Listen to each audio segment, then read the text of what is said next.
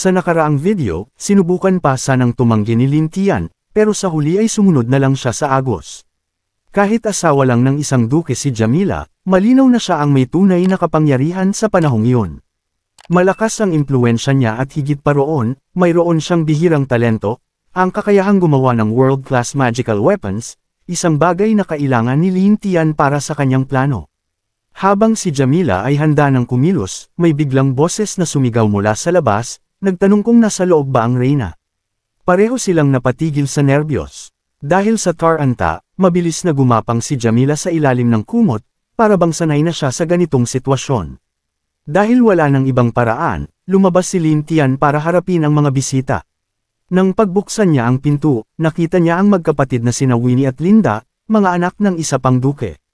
Kahit may kaunting inosenteng aura ang mga mukha nila, halatang may mga malalaswang ideya na sa isip.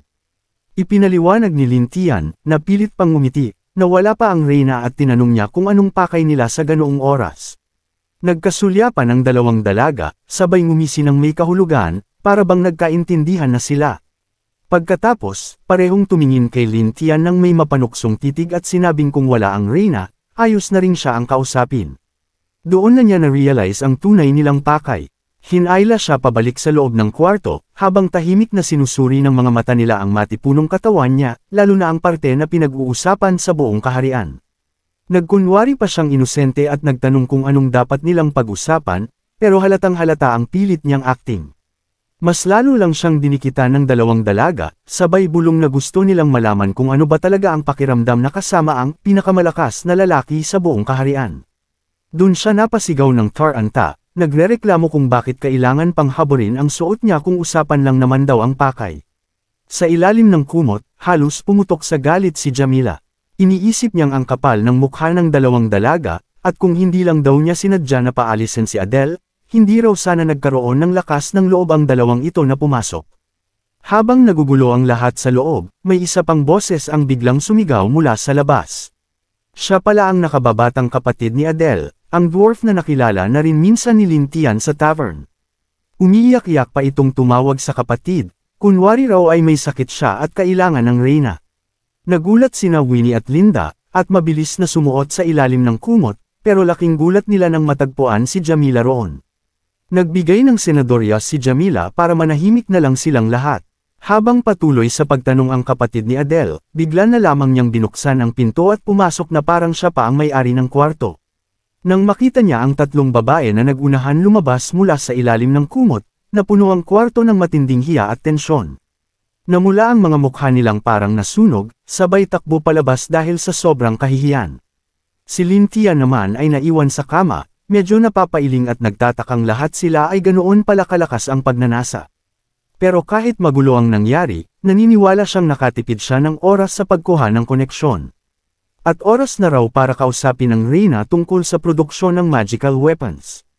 Makalipas ang hating gabi, saka lamang nakabalik si Adele. Kahit pagod, halatang masigla pa rin ang mood niya. Agad siyang yamakap kay Lin Tian at binuhusan siya ng halik, mainit at puno ng pagnanasa. Sa gitna ng kanilang pagiging malapit, sinabi ni Lin Tian na may mahalaga siyang sasabihin. Halatang ayaw sana ni Adele na maistorbo, pero nagpumilit si Lin Tian. Ipinaliwanag niyang sa tingin niya ay humihina ang kaharian, at iminungkahi niyang buksan muli ang Apollo Forge para makagawa ng maraming magical weapons at palakasin ang kaharian. Nagulat si Adele sa seryosong proposal sa ganoong klaseng sandali. Habang hindi pa humuhupa ang init ng katawan niya, sinabi niyang tama ang punto ni Lin Tian, pero siguradong tatutol ang mga nobles at pati ang mga tao. Malaking pagod daw ang kailangan sa pagmina, pagkuha ng rare materials, pag-enchant, pati paghingi ng basbas ng dwarven gods. Dagdag pa niya, bagong upo pa lang siya bilang reyna. Kung magbibigay siya ng ganitong kalaking utos, baka hindi siya suportahan. Doon sinabi ni Lin Tian na may solusyon na siya para sa mga karaniwang tao. Sabi niya, dahil mahilig uminom ang mga dwarf, pwede nilang bigyan ng libreng fine wine araw-araw ang lahat ng lalahok sa produksyon ng magical weapons. Gaganahan daw ang lahat dahil sa alak, at makikita pa ng bayan na maalaga si Adele bilang reyna, habang naipapakita rin niya ang tunay niyang kapangyarihan. Tungkol naman sa mga nobles, sinabi ni Lin Tian na siya raw ang bahala. Habang hinahaplos niya ang katawan ng reyna, naramdaman ni Adele na napaka-perpekto ng plano. Ngunit bago pa niya matapos ang pag-iisip, naging mas agresibo si Lin Tian, hanggang sa mapaiyak siya sa sobrang intensity. Dahil sa sakit at sarap na magkahalo, napilitan siyang sumuko at sinabing pumapayag na siya. At muli, napuno ang silid ng mga tunog ng ganap na pagkalasing sa pagnanasa.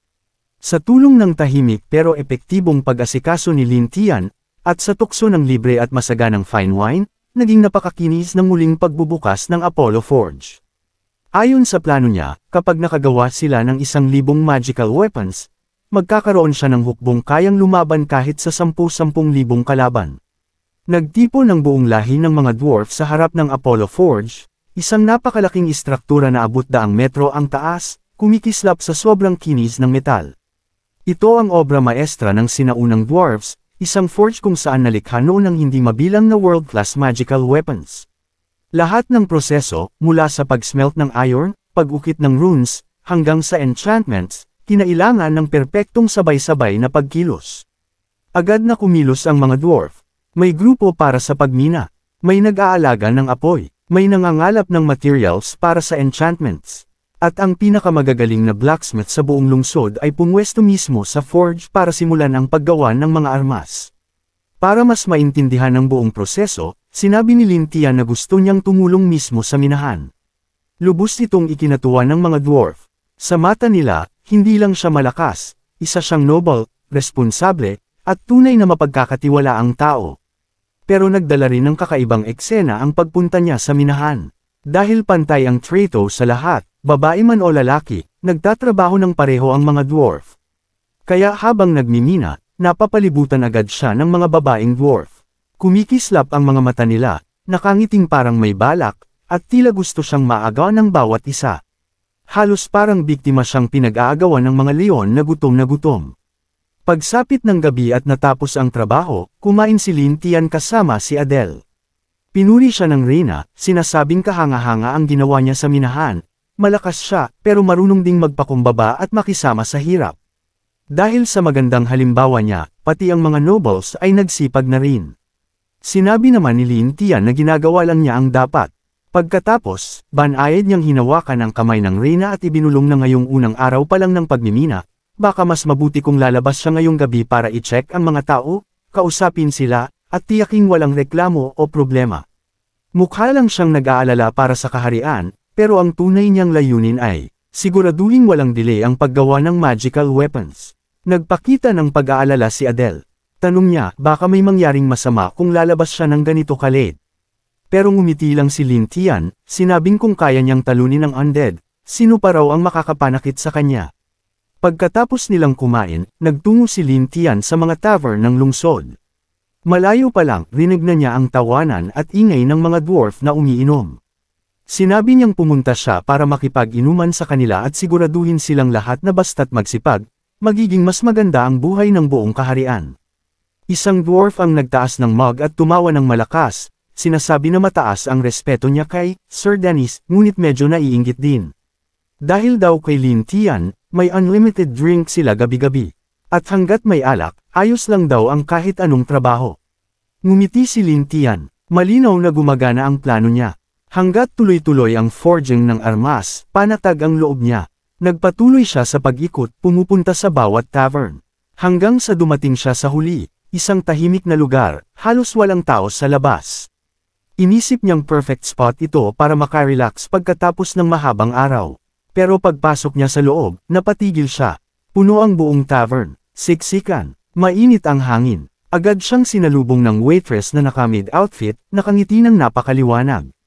Tinanong nito kung gusto niya ng strong rum o white brandy.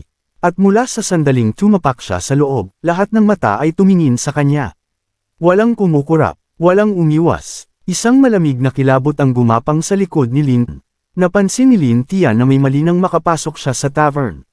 Bawat tao sa loob ay puro babae. Napamura siya sa isip, alam niyang delikado ang sitwasyon. Sa lahat ng tavern na pinuntahan niya kanina, puro lalaki ang nandoon. At dahil parehong mahilig uminom ang mga dwarf, babae man o lalaki, nagtaka siya kung bakit wala siyang nakitang kahit isang babae noon. Doon niya na-realize ang totoo, lahat ng babae ay nag-ipon dito, naghihintay ng mabibiktima. At siya ang target. Agad siyang tumalikod para sana tumakas, pero huli na. Nasa likod niya na ang waitress, at narinig niya ang pag-click ng kandado, nakasarado na ang pinto. Isa-isa namang tumayo ang mga babae, sabay tingin sa kanya na parang may masamang balak. Dahan-dahan silang lumapit, nakangiti pero may halong pang-aakit at panggigigil. May isang dwarf woman na tumawag sa kanya bilang, Prince Dennis, sabay hila sa braso niya. Sinabi nitong siguradong uhaw siya at dapat uminom muna. Hinayla siya papunta sa gitna ng grupo, habang papalapit naman ang waitress na may dalang isang kakaibang bote. Masaya nitong sinabi na yun daw ang special oolong tea ng tavern. Nag-alok pa ng punong baso. Tiningnan ni Lintian ang kulay ng inumin, nagduda sandali pero ininom din ng isang lagok. Pagkapasok ng likido sa lalamunan niya, parang may apoy na umakyat diretso sa utak niya. Agad niyang inagaw ang bote at binasa ang label. Nakalagay doon, special liquor, 72% alcohol. Nabigla siya. Alam niyang ang katawan niya bilang goblin ay hindi kasing lakas ng isang tunay na dwarf pagdating sa alak. Kaya ilang segundo lang, biglang umikot ang mundo niya. Dumilim ang paningin hanggang sa tuluyan siyang mawala ng malay. Kinabukasan, nagising si Lintian na parang wala ng timbang ang katawan, parang lulutang ang kaluluwa niya.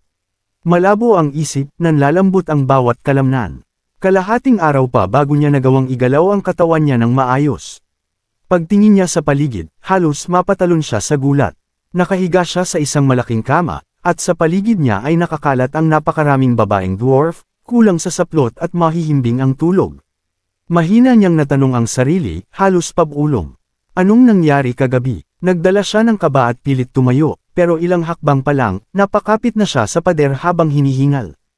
Para siyang lalaking nauubusan ng buhay. Napasigaw ang isip niya, bakit ganito ako kapagod? Nakatakas ba ako o hindi? Mamamatay ata ako sa sobrang pagod. Naalala niya ang eksena kagabi, ang dami ng babaeng dwarf na nakahandusay sa sahig. Napakapit siya sa sentido, nanginginig. Ang tanging nasa isip niya ay kailangan niyang matapos ang forging ng magical weapons at makaalis sa lugar na ito bago tuluyang mawala ang lakas niya. Sa silid ng reyna, narinig doon ang mahinang pag-iyak ni Adele. Sinisisi nito ang sarili na hinayaan niyang umalis si Lintian kagabi. Ayon sa kanya, kung pinigilan niya ito, hindi sana nasaktan ang minamahal niya ng ganito. Nakahiga si Lintian sa kama, sobrang hina, halos walang boses. Sinabi niyang parang mamamatay na siya. Lalong nasaktan ang puso ni Adele at mariin niyang sinabi na hindi siya papayag na mawala ito, hindi ngayon. Maya-maya, napabuntong hininga si Lintian at nawalan ulit ng malay. Sa kabutihang palad, hindi naman siya patay, pero sobra siyang naubos, gutom, at halos tuluyang mawalan ng lakas. Kalahating buwan ang ginugol niya bago muling makabangon ng normal. At sa lahat ng pinagdaanan niya sa mundong ito, mga panganib, laban, at halos kamatayan, ito ang pinaka-nakakahiya. Halos mamatay siya dahil lang sa mga babaeng dwarf. Pero habang naghahanda na sana siyang umalis para kunin ang magical weapons at tumakas ng tuluyan, may pumasok na bigla ang napakahalagang ideya sa isip niya. May kailangan siyang gawin bago siya makaalis. Matapos halos ikamatay niya ang gabing iyon, malinaw sa isip ni Lintian na may isa pa siyang kailangang tapusin bago tuluyang tumakas. Pero ano kaya ang ideyang biglang pumasok sa isip ng isang goblin na muntik nang mapatay ng alak at ng mga dwarf women? Mag-like at mag-subscribe para malaman mo kung anong gulo ang susunod na mangyayari.